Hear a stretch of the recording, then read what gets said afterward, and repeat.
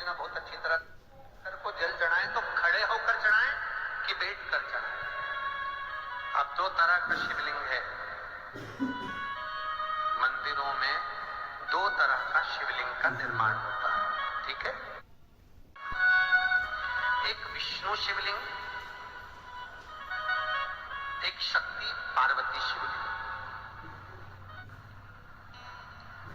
दो तरह का शिवलिंग मंदिरों में होता है, दो तरह का शिवलिंग मंदिरों में होता है, समझ लेना बहुत अच्छी तरह से। एक शिवलिंग वो होता है जो जमीन पर डायरेक्ट जलाधारी रहती है, शिवलिंग रहता है, ऐसी जलाधारी पूरी की पूरी, और शिवलिंग जमीन पर रखा रहता है, डायरेक्ट जमीन पर।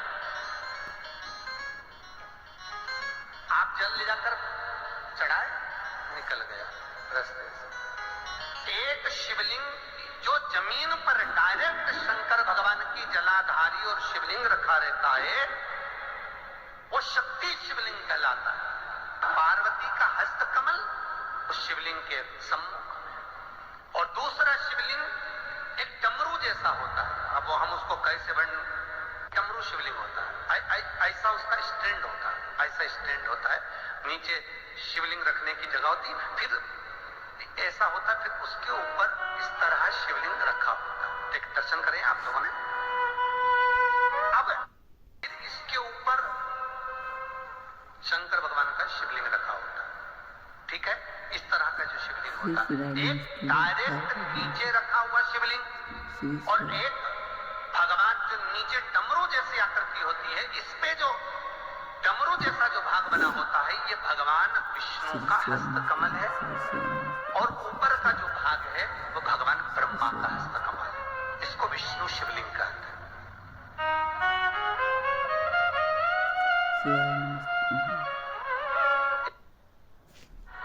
हरि के बाद शिवलिंग निर्माण किया गया है तो वो विष्णु शिवलिंग कहलाएगा, वो हरीश्वर शिवलिंग कहलाएगा, वो हरि वंश शिवलिंग कहलाएगा, हरीश्वर कहलाएगा। और जो डायरेक्ट सीधे जो रखा हुआ है 12 ज्योतिर्लिंग के, अगर आप दर्शन करेंगे तो कहीं पर भी आपको विष्णु शिवलिंग नहीं मिलेगा, केवल एक नागेश्वर को छोड़कर। पढ़कर जम के बोलिए, केवल एक नागेश्वर। नागेश्वर को छोड़कर बाकी के जितने 12 ज्योतिर्लिंग में शिवलिंग के दर्शन करोगे सब शक्ति शिवलिंग मिलेंगे, सब जमीन पर। आप जितने भी देखेंगे, काशी का देखेंगे, महाकालेश्वर देखेंगे, तो डायरेक्ट जमीन पर जलाधारी बनी है महाकाल बाबा की, डायरेक्ट जमीन पर बनी है, कोई ऊंचाई नहीं है, डायरेक्ट जमीन पर फिर शिवलिंग है। ओमकारेश्वर देख लीजिए, ममलेश्वर देख लीजिए, आप चाहें तो विश्वनाथ देख लीजिए, डायरेक्ट जमीन पर। सोमनाथ देख लीजिए, डायरेक्ट जमीन पर। केदारेश्वर देख लीजिए, डायरेक्ट जमीन पर। भीमाशंकर, वैद्यनाथ, डायरेक्ट। आप देवनाथ जी के लाइव प्रसारण कभी चालू करके देखना, डायरेक्ट जमीन पर, डायरेक्ट। तो जितने भी शिवलिंग हैं सारे के सारे शक्ति शिवलिंग हैं। जो डमरू के भाग पर रखा हुआ है वो हरीश्वर शिवलिंग, विष्णु के हस्त कमल पर जो रखा है, तो शास्त्र कहता है आप शक्ति शिवलिंग का जब जब अभिषेक करें, बहुत ध्यान रखना अपनी जिंदगी में इस प्रसंग को, इस प्रसंग को श्रावण के महीने में बहुत ध्यान रखना। आपके आसपास में भी मंदिर हो तो उस पर ध्यान रखना। जो शक्ति शिवलिंग हो उस पर जब भी जल चढ़ाना तो बैठ कर चढ़ाना, बैठ कर चढ़ाना। शक्ति शिवलिंग पर जब भी जल चढ़े, भले शिवलिंग कितना भी ऊंचा हो, कितना भी ऊंचा हो, तो संगी से चढ़ा दो, पर जल बैठ कर चढ़ाइए। भले शिवलिंग ऊपर है, पूरा तरह से हाथ नहीं पहुंचा, जैसे सोमनाथ जी में अब शिवलिंग कितना बड़ा, महाकालेश्वर का शिवलिंग कितना बड़ा, तो उसको तो बैठकर स्नान नहीं करा सकते। भले शिवलिंग कितना भी ऊंचा हो, पर अगर भूमि टच है, शिवलिंग अगर भूमि टच है, शक्ति शिवलिंग है, तो भले आधा शिवलिंग नहाए, आधे पर पानी जाए, पर बैठकर ही स्नान कराया जाता है। और महाराज यदि हरीश्वर शिवलिंग है, अर्थात भगवान विष्णु के हस्त कमल पर, ब्रह्मा के हस्त कमल पर यदि शिवलिंग है, तो वो शिवलिंग का जब भी स्नान कराएंगे, अभिषेक कराएंगे, पूजन कराएंगे तो खड़े होकर ही करना है। और खड़े होने का भी तरीका होता है, दोनों चरण बराबर में रखकर कभी भी शंकर भगवान के शिवलिंग का स्नान नहीं कराया जाता। दोनों चरण बराबर रखकर, अगर हरीश्वर शिवलिंग है, किसी मंदिर में शंकर को जल चढ़ाने के लिए आप गए हो और शंकर को जल चढ़ा रहे हो, तो हरीश्वर अगर शिवलिंग है तो दोनों पांव बराबर रखकर नहीं, एक सीधा चरण थोड़ा सा आगे रखिए और उल्टा चरण थोड़ा सा पीछे रखकर भगवान शंकर का जलाभिषेक करने पर लक्ष्मी जैसे अपने चरण रहते हैं, भगवान शंकर उसी तरह से लक्ष्मी को दौड़ाते हुए अपने घर में प्रवेश कराते।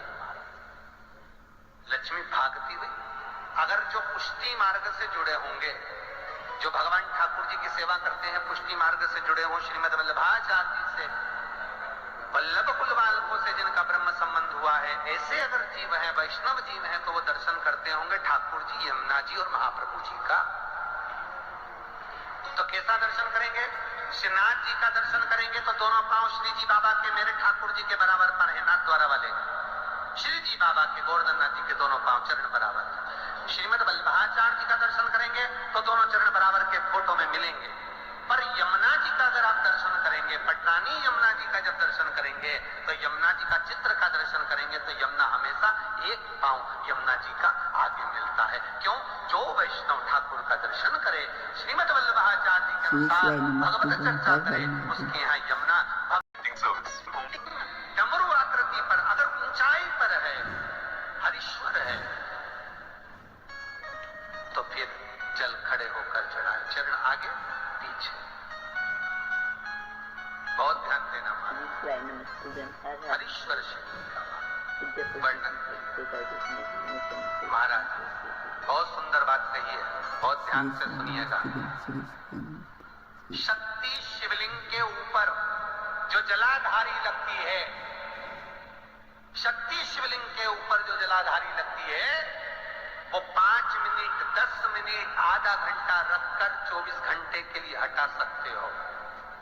शक्ति शिवलिंग के ऊपर जो जलाधारी लगती है वो 15-20 मिनट रखकर, आधा घंटा रखकर हटा सकते हो। पर हरीश्वर शिवलिंग के ऊपर भगवान विष्णु के हस्त कमल पर जो शिवलिंग का निर्माण आपको भी वर्णन किया, अगर वो शिवलिंग है तो उस पर जलाधारी अगर लगी है तो कम से कम 5 घंटा, 8 घंटा तो जलाधारी को रखना पड़ेगा ही। बहुत ध्यान दीजिए महाराज। शंकर जी की प्राण प्रतिष्ठा करते समय, शंकर जी की स्थापना करते समय, शंकर जी को प्राण प्रतिष्ठित करते समय एक एक चीज का ध्यान करना पड़ता है कि हमें कैसा शिवलिंग रखना है, कौन सा शिवलिंग रखना है, कैसे स्थापना करना है, किस भाव का होना चाहिए। शंकर के मंदिर में शंकर जी विराजे हैं तो गणेश जी, कार्तिकेय और पार्वती की मुद्रा कैसी होना चाहिए, गणेश जी कौन सी सूंड का होना चाहिए। जब शंकर के मंदिर में हम आराधना कर रहे हैं तो गणेश जी की सूंड किस ओर होना चाहिए, पार्वती की मुद्रा कौन सी होना चाहिए।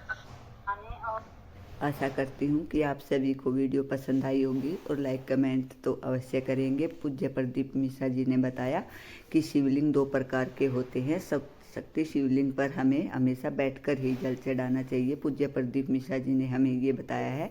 और जो विष्णु भगवान के हस्त कमल पर होता है उसे हम झुककर भी जल समर्पित कर सकते हैं। पूज्य प्रदीप मिश्रा जी ने बताया कि शिवलिंग हमें किस तरह से स्थापित करना चाहिए, कौन सी गणेश की प्रतिमा हमें कौन से सूंड वाली अपने घर में लगानी चाहिए और कौन सी ऑफिस में लगानी चाहिए। अगर आपको पूज्य प्रदीप मिश्रा जी के उपाय और वीडियो पसंद आई हो तो एक लाइक और एक कमेंट अवश्य करें, लेकिन उससे पहले मेरे चैनल को लाइक कमेंट और शेयर जरूर करें। मेरा चैनल है धार्मिक वीडियो, और वीडियो अच्छी लगी हो तो एक लाइक और एक कमेंट अवश्य करें और कमेंट बॉक्स में हर हर महादेव अवश्य लिखें। पूज्य प्रदीप मिश्रा जी के उपाय बहुत अच्छे और अचूक होते हैं। अगर आप भी इन्हें देखना चाहते हैं और करना चाहते हैं तो उसके लिए पहले मेरे चैनल को लाइक कमेंट और शेयर जरूर करिएगा। हर हर महादेव, जय शिव शंकर, जय भोलेनाथ। भगवान आप सभी की मनोकामनाएं पूरी करे। इसी मनोकामना के साथ श्री शिवाय नमस्तुभ्यम।